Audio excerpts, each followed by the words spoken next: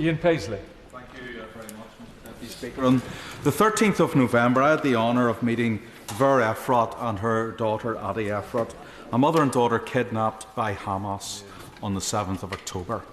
They were rescued, thankfully, by brave IDF soldiers. For the last number of weeks, I've stood in Parliament Square holding posters containing the names of people like Zaki Abraham, Rafi Gaval, Imber Halman and others who are kidnapped.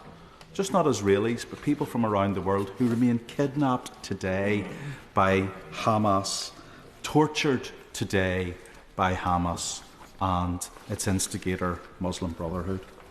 All of this is a consequence. The awful war that we're witnessing in Gaza is a consequence also.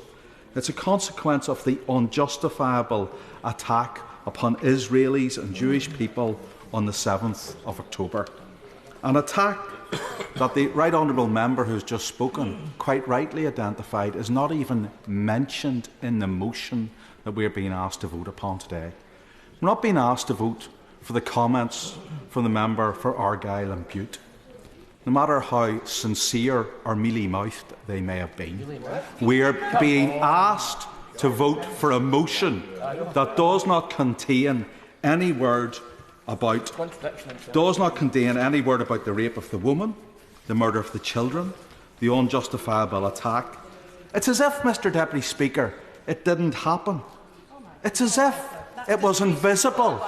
It's as if, like other people in the 20th century, denied things that happened to Israel and to Jewish people. That's essentially what we're seeing tonight, the denial of an attack on Israel. The tragedy, yes, it is utterly vile that it did not appear.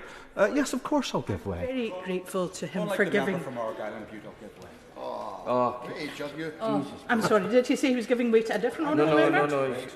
I'm very grateful for him giving way, and I think that we've all heard much today about what various motions contain and don't contain.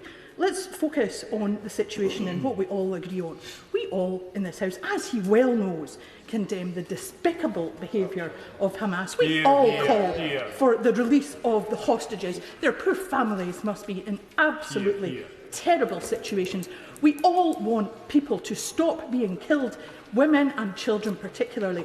But I say to the honourable gentleman that the remarks he just made, where he was conflating things which should never be conflated, do not show this House in the best way. We're all entitled to our views, but on this particular subject, we need to treat this seriously and with the dignity and respect it deserves. And I'm sorry to tell the honourable gentleman, he did not do that. Well, I am sorry that the honourable lady's motion, which she is asking me and members to vote on tonight, does not contain a single word about the 7th of October. It is a denial and it is invisible because it's as if it didn't happen.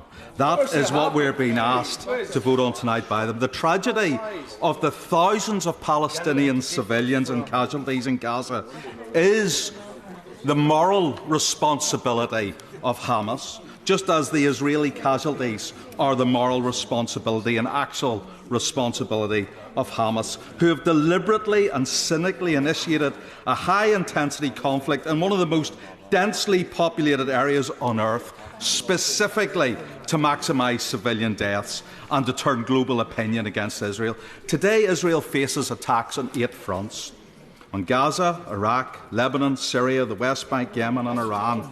And the member who spoke on behalf of the SNP today wants us to open up another front. That's the parliamentary front against Israel, and wants us to oppose them from this place. They fear to recognise that this House can be pro-peace, pro a ceasefire, but also recognise Israel's right to exist. And it's a shame that the SNP could not do that tonight. Rob Roberts. Thank you.